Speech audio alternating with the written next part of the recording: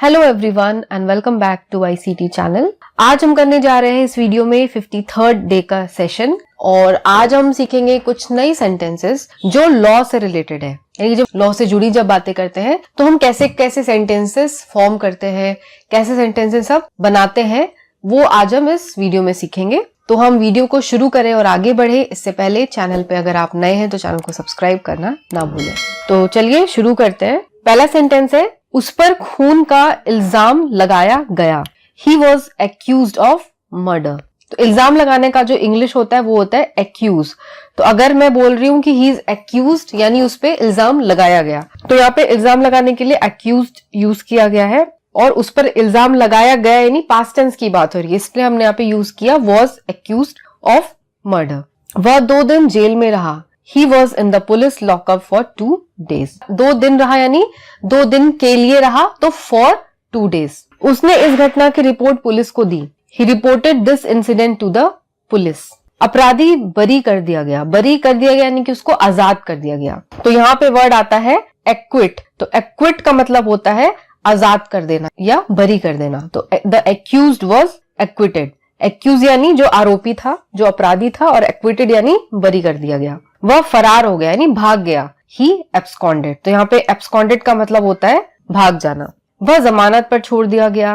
He was released on bail. तो ये word तो आपने कई बार सुना होगा। बेल का मतलब होता है जमानत पे। यानी शहर में बदअमनी फैली हुई है। बदअमनी यानी कि कोई भी कानून की कोई व्यवस्था ही नहीं है, अस्त व्यस्त हो रखी है शहर में। तो lawlessness prevails in the city. तो लॉलेसनेस का मतलब ही हो गया कि कानून की कोई व्यवस्था ही नहीं है, बस जैसे तैसे सिटी चल रही है। नेक्स्ट है फिर, तुमने गैर कानूनी काम किया है। Your act is illegal. Illegal word आप सभी जानते हैं, गैर कानूनी का होता है इलीगल वर्ड। इंसाफ का यही तकाजा है। Justice demanded it.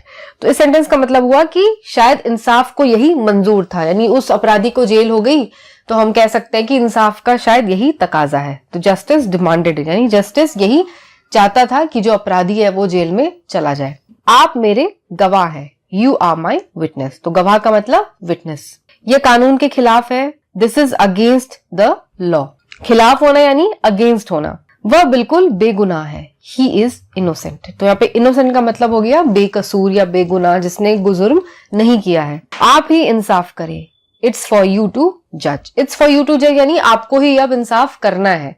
जज करने का मतलब क्या होता है? जज करने का मतलब होता है कि आप सही और गलत के बीच में फैसला ले पा रहे हैं कि कौन सही है कौन गलत है। अगर आपने सही फैसला ले लिया तो आपने सही जज कर लिया।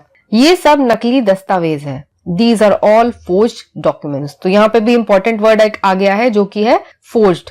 तो forged का मतलब ही होता है नकली। forged documents हो सकते हैं, forged notes हो सकते हैं।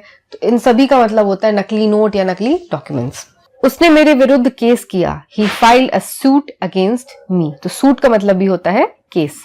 वकीलों ने गवाहों से प्रश्न किए। The lawyers cross examined the witness। तो यहाँ पे क्रॉस एग्जामिन्ड का मतलब क्या होता है कि इधर उधर उससे सवाल किए, यानी इधर उधर से जितने सवाल हो सकते थे वो सारे सवाल किए। तो इसका इंग्लिश हो गया क्रॉस एग्जामिन, यानी उससे प्रश्न करना, उससे पूछताछ करना।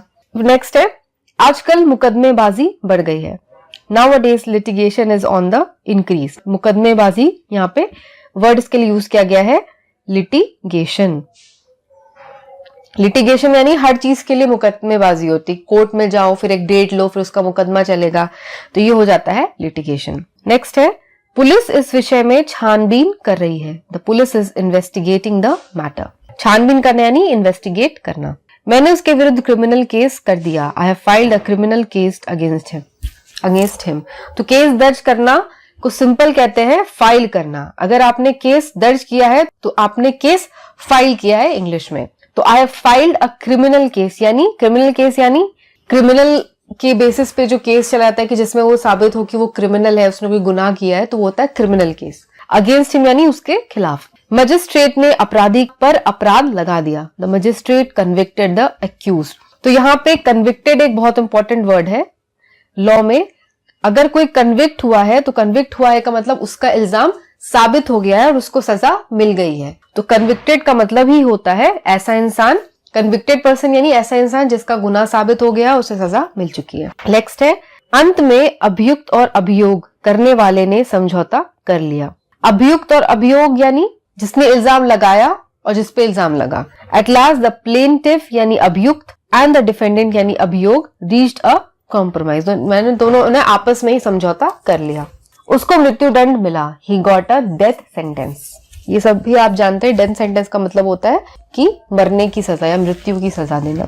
जूरी ने अभियुक्त के पक्ष में निर्णय दिया। The jury gave its verdict in favour of the accused. Accused यानी जिस पे इल्जाम लगाया गया है, और वर्डिक्ट यानी फैसला देना, निर्णय देना। तो वर्डिक्ट का मतलब होता है कि सारे पक्षों को, सारे सबूतों को, सारे दस्तावेजों को जांच करके, देख करके फिर अपना अंतिम फैसला सुनाना। और जूरी कौन होती है? जूरी होती है कुछ लोगों की बेंच, यानी जिस कोर्ट में होता है 4-5 लोगों का ग्रुप होता है, या 4-5 लॉयर्स का, 4-5 जजेस की एक बेंच होती है, ग्रुप होता है जिसको हम कहते हैं जूरी, जो आपस में विचार विमर्श करके आपसी सहमति से फैसला सुनाती है। नेक्स्ट है, खूनी को फांसी मिल चुकी है। The murderer has been hanged. सिर्फ हैंग्ड का मतलब ही हो गया कि फांसी मिल जाना। कानून न जानना कोई बहाना नहीं। Ignorance of law is no excuse. मतलब आप ये नहीं कह सकते कि आपको ये लॉ के बारे में नहीं पता था इसलिए आपने गलती कर दी, ये कोई बहाना नहीं होता है। जज ने चोर को सजा दी। द जज punished the thief.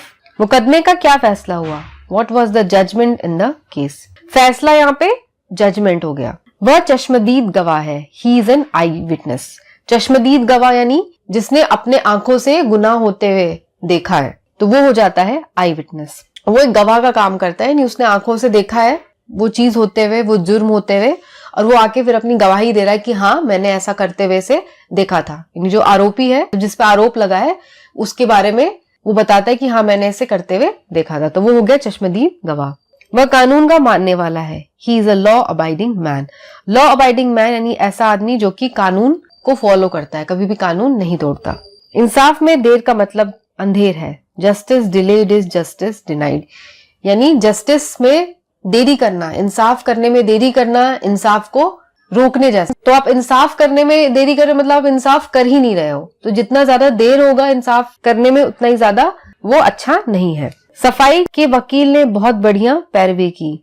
The defence council argued the case well. पैरवी की यानी केस का जो मुकदमा जो उसने चलाया, जो उसने काउंटर आर्ग्यूमेंट्स दिए और जो उसने अपना पक्ष रखा, उसने बहुत अच्छी तरह से किया, तो इसलिए यहाँ पे हम कहते हैं आर्ग्यूड द केस वेल। तो इसी के साथ ये लॉ से रिलेटेड जो जितने सेंटेंसेस थे वो ये वाली वीडियो आज यहाँ पे खत्म होती है। नेक्स्ट हम कुछ नए सेंटेंसेस देखेंगे अगली वीडियो में। तो अगर आपको आज की वीडियो पसंद आई हो तो वीडियो को लाइक करें, शेयर करें, और चैनल पर नए हैं तो चैनल को सब्सक्राइब करें। बेल आइकन भी प्रेस कर दें जिससे चैनल पे आने वाली वीडियोस की नोटिफिकेशन आपको मिल जाए। तो आज के लिए बस इतना ही। मैं मिलूंगी आपको अगली वीडियो के साथ। तब तक के लिए take care and have a nice day.